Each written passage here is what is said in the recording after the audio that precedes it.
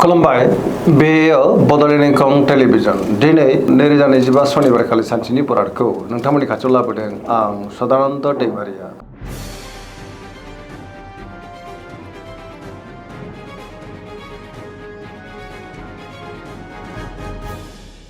सिगां फरायनो लादों मेष राशि गिबि हांखो अ ल। दिनैनि साना मोजां आरो गाज्रिनि गेजेरजोंनो बाबेलांनो हागौ। गोसोनि साननायफोरा दिनै देबारनांगोन। सुथुरनि गाज्रि नोजोर थानोबो हागौ। मोनफ्रोमबो बिथिङावनो दिनै सांग्रां जानाया गाहाम। मावलांनाय खामानिखौ मावफुंनो हायोब्लाबो माबा नङा मोनसे गोरोन्थिबो जालांनो हागौ। देहाया बारा मोजां थानाय नङा। गोबां रोखोमनि देहायारि जेंनाजों मोगा मोगि जानांनोबो हागौ। जानाय लोंनायाव सांग्रां जानांगोन। रांखावरियाव मोजां होनजायो। बेफार फालांगियावबो मोजां। आयाबो दिनै बांनो हागौ। गुबुननि थाखाय दिनै नाङा फाङा जेंनायाव गोग्लैनांनोबो हागौ। न'खराव अननानै फैगोन। बिदा फंबायनिफ्राय हेफाजाबखौ मोननो हागोन। गुबुननि गोसोखौ नाथाय बोनो गोब्राब जानोबो हागौ। समाजाव मान मोननो हागोन। लाइमोनफ्रा गावबा गावनि गोसोनि साननायफोरखौ दिनै फोरमायनो हागोन। फरायसाफ्रा दिनै फरायनायाव गोसो दुंखांगोन आरो मोजां फिथाइ मोनगोन। अब्लाबो नाथाय नेगेटिभ एनार्जिनि गोहोमबो गोग्लैनो हागौ। मोनफ्रोमबो बिथिङावनो दिनै सांग्रां जानांगोन।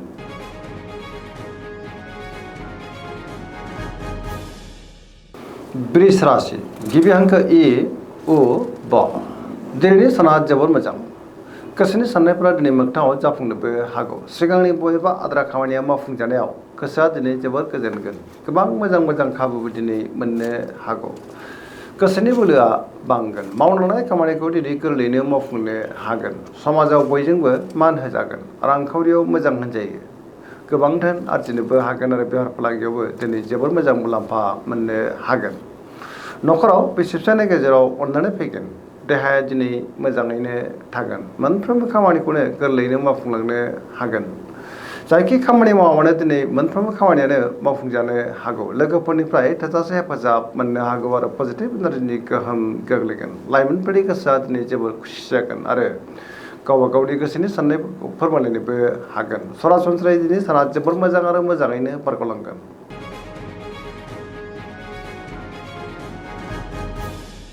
मिथुन राशि गिबि हांखो क स। दिनैनि साना जोबोर मोजां। गोसोआव गोथों आरो गोग्गो साननाय फैगोन। पजिटिभ एनार्जिनि गोहोम गोग्लैगोन। सोरजोंबा बाख्नायजानोबो हागौ। लोगोफोरनिफ्राय दिनै थोजासे हेफाजाबबो मोननो हागौ। बहाबा दावबायोब्ला हान्थिबा दिनै जोबोर मोजां आरो मोजाङैनो हान्थिनोबो हागोन। रांखावरियाव मोजां होनजायो। बेफार फालांगियावबो दिनै जोबोर मोजां मुलाम्फा मोनगोन। न'खराव बिसि फिसायनि गेजेराव अननानै फैगोन। गोसोनि बोलोआबो दिनै बांनो हागौ। मावलांनाय खामानिखौ गोरलैयैनो मावफुंनो हागोन। सोरबा लोगोनिफ्राय थोजासे हेफाजाब मोननो हागौ। गुबुनजों मोजां सोमोन्दो लाखिनोबो रोंगोन। बहाबा हान्थिनो एबा दावबायनो खाबु मोननो हागौ। लाइमोनफ्रा गावबा गावनि गोसोनि साननायफोरखौ दिनै फोरमायलायनोबो हागोन। फरायसाफ्रा दिनै फरायनायाव गोसो दुंखांगोन आरो मोजां फिथाइ मोननोबो हागोन।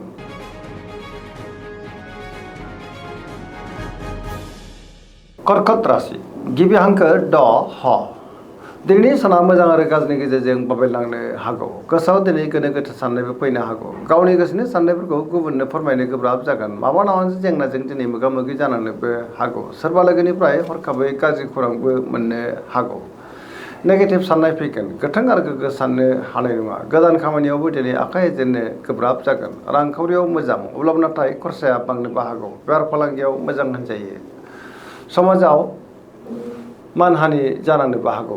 देहाया दिनै मोजाङैनो थागोन। अब्लाबो नाथाय जानाय लोंनायाव सांग्रां जानांगोन। फरायसाफ्रा दिनै फरायनायाव गोसो दुंखांगोन आरो मोजां फिथाइ मोननो हागोन। अब्लाबो नाथाय नेगेटिभ एनार्जिनि गोहोमबो गोग्लैनो हागौ। मोनफ्रोमबो बिथिङावनो दिनै सांग्रां जानाया गाहाम।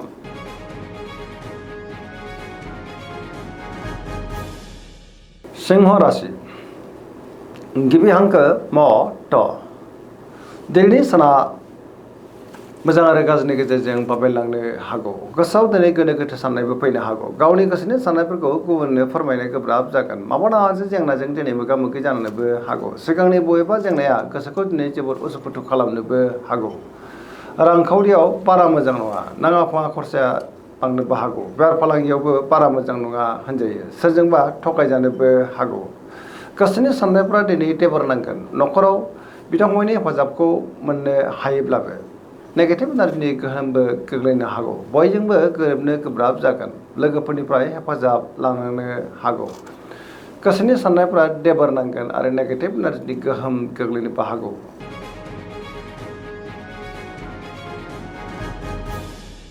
कन्या राशि गिबि हांखो प ट। दिनैनि साना जोबोर मोजां। गोसोखौ दिनै जोबोर गोजोननाय मोनगोन। गुबुननि थाखाय दिनै गोबां मोजां खामानि मावनानै होनोबो हागोन। पजिटिभ साननो रोंगोन आरो गियाननि आंखाल जानाय नङा। मोनफ्रोमबो खामानिखौनो दिनै गोरलैयैनो मावफुंलांनो हागोन। गोथों आरो गोग्गो साननो रोंगोन। रांखावरियाव मोजां होनजायो। बेफार फालांगियावबो दिनै जोबोर मोजां मुलाम्फा मोननोबो हागोन। गुबुननिफ्राय थोजासे हेफाजाब मोननोबो हागौ। देहाया दिनै मोजाङैनो थागोन। अब्लाबो नाथाय जानाय लोंनायाव सांग्रां जानांगोन।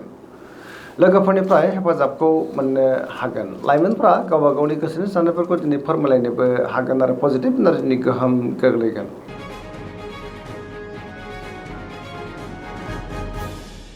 तुला राशि गिबि हांखो र ट। दिनैनि साना जोबोर मोजां। गोसोखौ जोबोर गोजोननाय मोनगोन। सोरजोंबा बाख्नाय जानोबो हागौ। मावलांनाय खामानिखौ दिनै थि समावनो आरो गोरलैयैनो मावफुंनो हानानै गोसोआव दिनै जोबोर गोजोननाय फैगोन। देहाया दिनै मोजाङैनो थागोन। लोगोफोरनिफ्राय हेफाजाब मोननोबो हागौ। रांखावरियाव जोबोर मोजां होनजायो। बेफार फालांगियावबो दिनै जोबोर मोजां मुलाम्फा मोननोबो हागोन। न'खराव बिसि फिसायनि गेजेराव अनलायनाय फैगोन। समाजाव मान मोनगोन। गुबुननि गोसोखौ दिनै गोरलैयैनो बोनोबो हागोन। लोगोफोरनिफ्राय थोजासे हेफाजाब मोननोबो हागौ। गोदान थांखि लानो रोंगोन। सेंग्रा सिख्लाफोरनि गोसोआ दिनै जोबोर रमान्टिक जागोन आरो गावबा गावनि गोसोनि साननायफोरखौ दिनै फोरमायलायनोबो हागोन। पजिटिभ एनार्जिनि गोहोम गोग्लैगोन।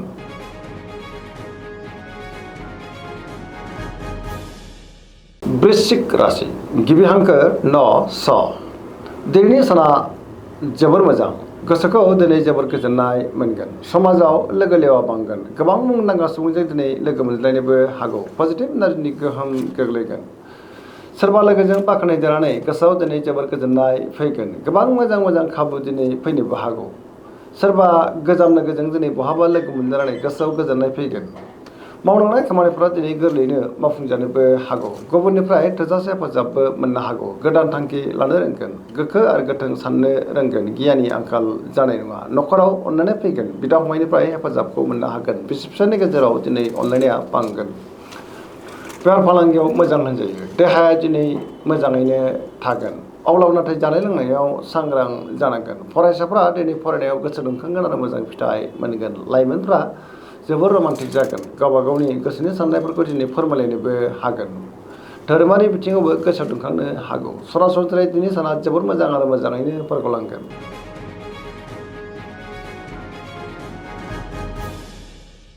धनु राशि गिबि हांखो ढ फ फ। दिनैनि साना जोबोर मोजां। गोसोखौ दिनै जोबोर गोजोननाय मोनगोन। बयजोंबो गोरोबनो रोंगोन। गोबां मोजां मोजां खाबुबो दिनै मोननो हागौ। गोसोआव गोथों आरो गोग्गो साननाय फैगोन। गियाननि आंखाल जानाय नङा। देहाया दिनै मोजाङैनो थागोन। अब्लाबो नाथाय जानाय लोंनायाव सांग्रां जानांगोन। रांखावरियाव मोजां। बेफार फालांगियाव मोजां। बिदा फंबायनिफ्राय थोजासे हेफाजाब मोननोबो हागौ। बहाबा हान्थिनो एबा दावबायनो खाबु मोननो हागौ आरो मोजाङैनो हान्थिनोबो हागोन। लाइमोनफोरनि गोसोआ दिनै जोबोर खुसि जागोन आरो गावबा गावनि गोसोनि साननायफोरखौ दिनै फोरमायलायनोबो हागोन। सिगांनि बबेबा आद्रा खामानिया दिनै गोरलैयैनो मावफुंजानोबो हागौ।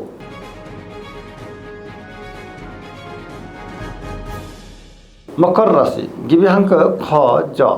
दिनैनि साना मोजां आरो गाज्रिनि गेजेरजों बाबेनलांनो हागौ। गोसोआव दिनै गोनो गोथो साननाय फैगोन। गावनि गोसोनि साननायफोरखौ गुबुननो फोरमायनो गोब्राब जानोबो हागौ। देहाया दिनै बारा मोजां थानाय नङा। गोबां रोखोमनि देहायारि जेंनाजों मोगा मोगि जानांनोबो हागौ। रांखावरियाव बारा मोजां नङा होनजायो। सोरजोंबा थगायजानोबो हागौ। लोगोफोरनिफ्राय हेफाजाब मोननो गोब्राब जागोन। बेफार फालांगियावबो बारा मोजां नङा होनजायो। गुबुनजों मोजां सोमोन्दो लाखिनो दिनै गोब्राब जागोन। मोनफ्रोमबो खामानिखौ मावफुंनायाव माबा नङा मोनसे हेंथा फैनोबो हागौ। गोदान खामानियाव आखाइ होजेननो हानाय नङा। न'खराव अननानै फैगोन। बिदा फंबायनिफ्राय हेफाजाबखौ मोननो हागोन। सेंग्रा सिख्लाफ्रा दिनै गावबा गावनि गोसोनि साननायफोरखौ फोरमायलायनोबो हागोन। अब्लाबो नाथाय नेगेटिभ एनार्जिनि गोहोमबो गोग्लैनो हागौ। दिनै सांग्रां जानाया गाहाम।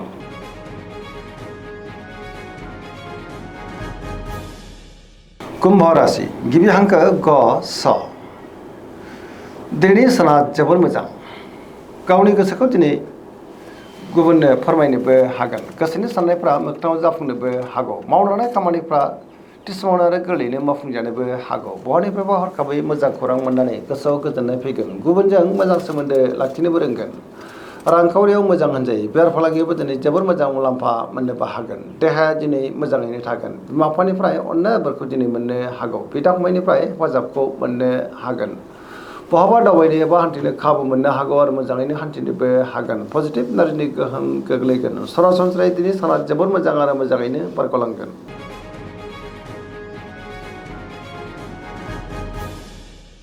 मीन राशि गिबि हांखो ड स दिनैनि साना जोबोर मोजां गुबुननि थाखाय दिनै गोबां मोजां खामानि मावनानै होनोबो हागोन गोबां मोजां खाबु दिनै मोननो हागौ मावनो लानाय खामानिफोरा गोरलैयैनो मावफुंजागोन गोसोनि बोलोआबो बांनो हागौ गावनि गोसोनि साननायफोरखौ दिनै गुबुननो फोरमायनो हानानै गोसोआव गोजोननाय फैगोन देहाया दिनै मोजाङैनो थागोन रांखावरियाव दिनै मोजां होनजायो मोननो गोनांखौ दिनै मोननोबो हागौ बेफार फालांगियाव जोबोर मोजां मुलाम्फा मोनगोन सोरजोंबा बाख्नाय जानोबो हागौ लाइमोनफोरनि गोसोआ दिनै जोबोर खुसि जागोन आरो गावबा गावनि गोसोनि साननायफोरखौ दिनै फोरमायलायनोबो हागोन फरायसाफोरा फरायनायाव गोसो दुंखांगोन आरो मोजां फिथाइ मोननोबो हागोन सरासनस्रायै दिनै साना जोबोर मोजां आरो मोजाङैनो बारग'लांगोन।